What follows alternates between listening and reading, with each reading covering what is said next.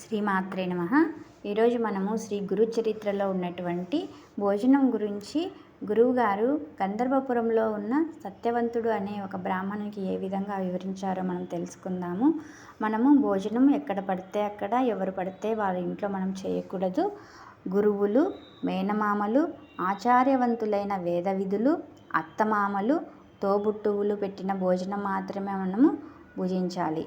మరి ఎవరు పెట్టిన భోజనం చేయకూడదు అంటే తల్లిదండ్రులను హింసించేవారు, భార్యాబిడ్డలను ఏడిపించేవాడు, పేరు కోసం దానాలు చేసేవాడు, పొగురుబోతు, తగాదాల కోరు, వైశ్వదేవం చెయ్యనివాడు, డబ్బు కాశించి అపాత్రులకు మంత్రోపదేశం చేసేవాడు, క్రోధుడు, భార్యను విడిచిపెట్టినవాడు, క్రూరుడు, పిసినారి, శ్రీలోలుడు, దురాచారి, దొంగ, జూదరి, స్నానం చేయకుండానే భోజనం చేసేవాడు, భగవన్నామస్మరణ చెయ్యనివాడు, కనీసము సంధ్యావందనం దీపం కూడా పెట్టనివాడు, డబ్బు తీసుకొని డాంబికంగా జపాలు చేసేవాడు, విశ్వాసఘాతకుడు, పక్షపాతంతో అన్యాయం పలికేవాడు,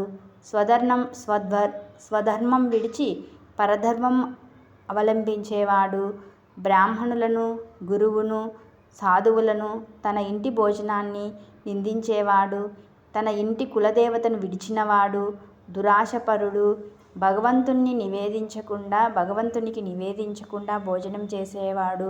ఇలాంటి వాళ్ళ ఇళ్ళల్లో మనము భోజనం చేయకూడదు. ఒకవేళ అలా భోజనం చేసినట్లయితే పతితులు అవుతారు. కూతుర్ని, అల్లుణ్ణి ఏడిపించేవాడి ఇంట్లో కూడా భోజనం చేయకూడదు. ఒకవేళ కూతుర్ని, అల్లుణ్ణి బాధించినట్లయితే వాడికి మరుజన్మలో బిడ్డలు అనేటువంటిది కలగరు. కేవలం అద్వైతం చెప్పి దేవపూజ చేయనివాడు, పొట్టకూటి కోసం కపటంగా ప్రవర్తించేవాడు, పెట్టిన భోజనం వలన మరుజన్మలో గుడ్డితనము, అల్పాయుషు లేక చెవుడు కలుగుతాయి. నిత్యము ఇతరుల ఇంట్లో భోజనం చేసేవారి పుణ్యమంతా నశించి వారి పాపమంతా సంక్రమిస్తుంది.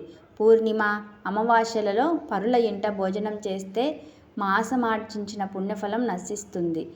సాటివారికి కర్మానుష్ఠానంలో లోపం తీర్చడానికి తప్ప ఇతరుల ఇంటికి భోజనానికి వెళ్ళకూడదు. అలా చేసిన దోషం గాయత్రీ జపంతో తొలగుతుంది. సేవకుల ద్వారా ఆహ్వానం పంపిన వారి ఇంటికి కూడా వెళ్ళకూడదు. మనుమడు పుట్టేదాకా అల్లుని ఇంట్లో కూడా భుజించకూడదు.